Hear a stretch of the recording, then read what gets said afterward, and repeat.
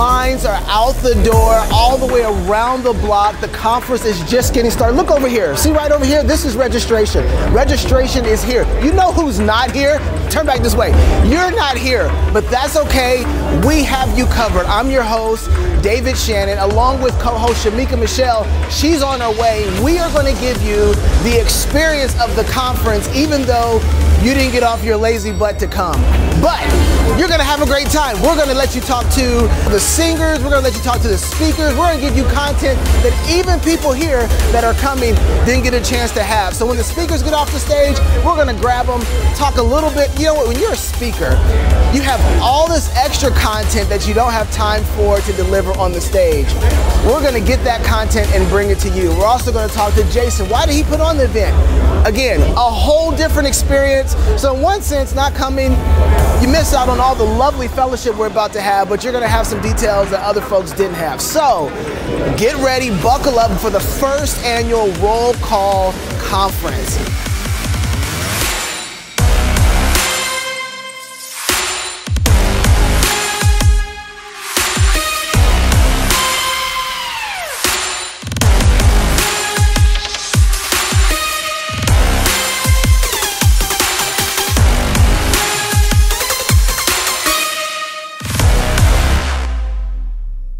I'm going to attempt to tie everything we'd heard today together. I'm going to try to show you the through line from Bobby's speech about manhood. What is a real man? Not fake, but real. Delano talking about fathers and families. And what happens to women and children when men push their God-given responsibility to provide and protect onto an ever-expanding government that is more than willing to take up residence and exercise authority in their home.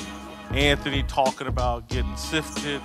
But because he goes after real men, Jesus does this. He says he wants to sift y'all, but I like what he says next. He says, but I have prayed for you. TJ talking about men never giving up. Christians in America today are best described as weak and nice. This is not who Jesus was. Jesus was strong. Jesus was fearless. He was bold, had absolute clarity, and was willing to die to be obedient to God. And then I'll transition into my theme about bearing witness requires courage, not perfection. And then I'm going to try to give you 3 things that I want us to do as a group when we go back home and what we do until the next roll call. If we don't come together as men and start having real conversations, that's what Bobby's talking about. That's what God intended. We have a different spirit. We're not as emotional. We're not as sensitive. We can say uncomfortable things to each other and respect each other on the other side.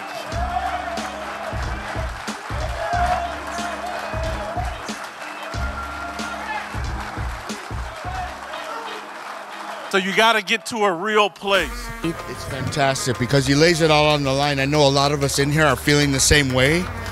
I, for one, have been afraid to speak out, but after today, I'm not. I'm going to go out boldly, follow all the steps that have been laid out right there. It's already exceeded my expectations, and the breakfast earlier was wonderful also. Get your butts to the next event. It's wonderful. We need this encouragement as men, for the country, for our families, and for the kingdom of God. And just show up. It's worth it. It's been outstanding. Great, just great. I'm just excited, man. I'm just overwhelmed. I just sent text messages to some brothers here in Nashville. Hey, man, you should have been. How'd you enjoy Delano? He was awesome, right? Oh, yes. Delano was awesome. I mean, especially the end. You know, I wanted to see that live, that part where he just kicks the ladder down. That was really great. This is the environment you want to be in as a man. Way above expectations. I'd love to be able to bring this to Michigan, to West Michigan, Grand Rapids. There's a thirst for this in our country. There's a tremendous thirst, and I'm amazed. I'm really amazed, and a lot of these words have touched my heart. I brought my son, and I want to see him that there's a community out there. He's at college. he sees a lot of the other side and how they are all fighting as one unit. Well, we have a unit too that he needs to see, that we're out there to hold the line. I reached my own conclusions about what it is I want us to do. These are very simple things. So the first one should be obvious, everything I'm talking about. I want you to go home, and from this day forward, and I'm going to change my social media profiles, and you know, I already do this naturally, but I'm going to change my social media profile. I'm going to change everything.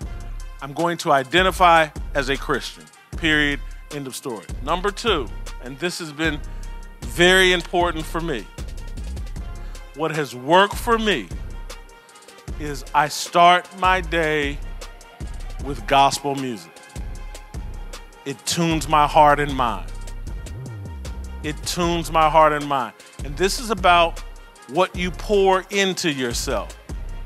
Because if you pour the right things into yourself, the wrong things will have to move out and get out of the way, and the toxins will be released. And then the last one, and if any of them are difficult, and this is not difficult, and it shouldn't be for those that are believers, but we need to make Jesus a part of our daily conversation. I've asked people in my family all the time, challenged them over the last 8 to 10 years.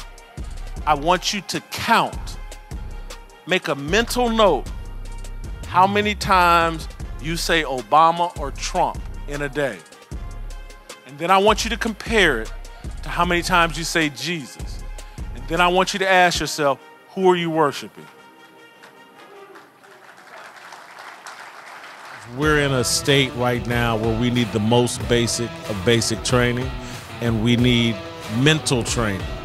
And we need to, and again, I know these guys have a passion for God, but we need to re-fall back in love with God so that not only do we love him, we're willing to make sacrifices for him. That's where we're not at. We want all the benefits. We don't want to give anything back. And I'm just saying, if we take these 3 simple steps, identify, listen to some gospel music in the morning, and it's going to reshape our mind and send us, it's going to make us re-fall back in love with God. And once we do that, then there'll be some more harder actions we'll be willing to take. We had a lot of requests to move these to different states. So how willing are you to take it out of Nashville? I'm very willing to take it out of Nashville. I think if we get Tony Dungy, I think Indianapolis is a natural location. I think Dallas, with the headquarters of the Blaze being in Dallas, I think that's a natural location. I think going to Florida makes a lot of sense. And I think even going straight to hell to California makes a lot of sense. We can play road games. We got the best player. You know, the goal for the next one is just to get bigger and better and you know, glorify God even more intensely.